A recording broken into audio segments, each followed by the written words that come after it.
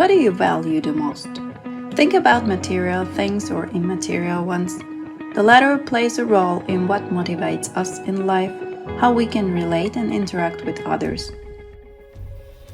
This requires paper, small sticky post-its, markers or pens, and beans or any other small objects that will represent money. The game can be played by two people, a parent and child, or the whole family can be involved.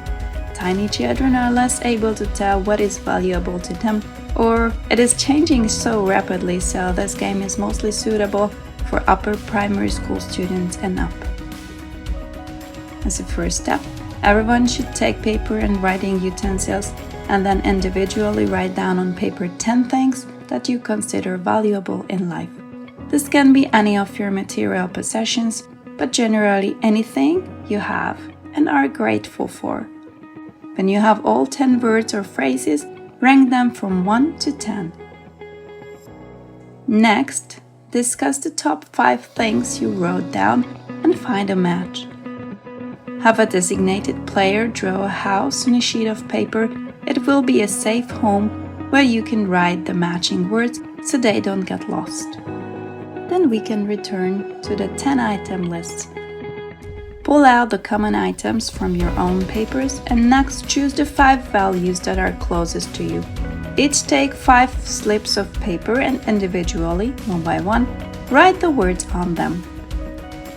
At this point, the game leader can choose to read out the entire list or look through and select the values he or she likes to talk about with family members. The following is a list of values from which you should choose 5 plus and write them on a slip of paper.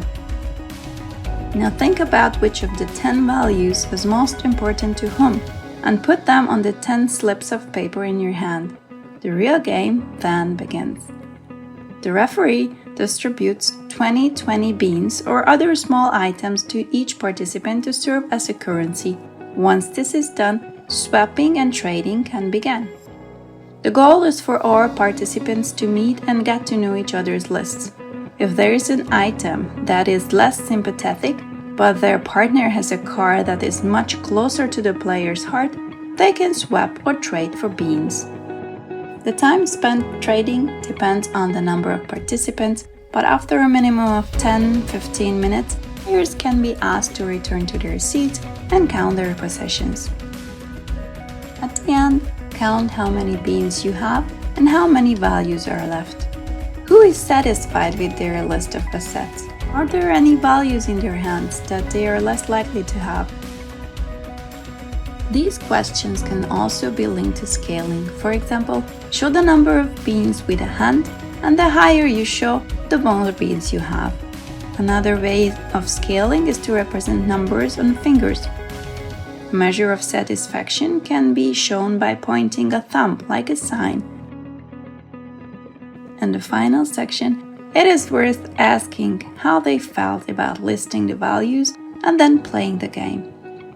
You can use the different emotion cards to help you do this, but also can express your thoughts verbally or with a drawing. An interesting question might be, whoever has collected the most beans, does he or she prefer material goods in life overall? What are the pros and cons of this? Finally, it is worth discussing who has learned what during this game. It can be put in a word, a short speech, or even a movement, so that everyone can find a way of expressing themselves that suits them. This one creates an opportunity for families to know each other better through discussing our values.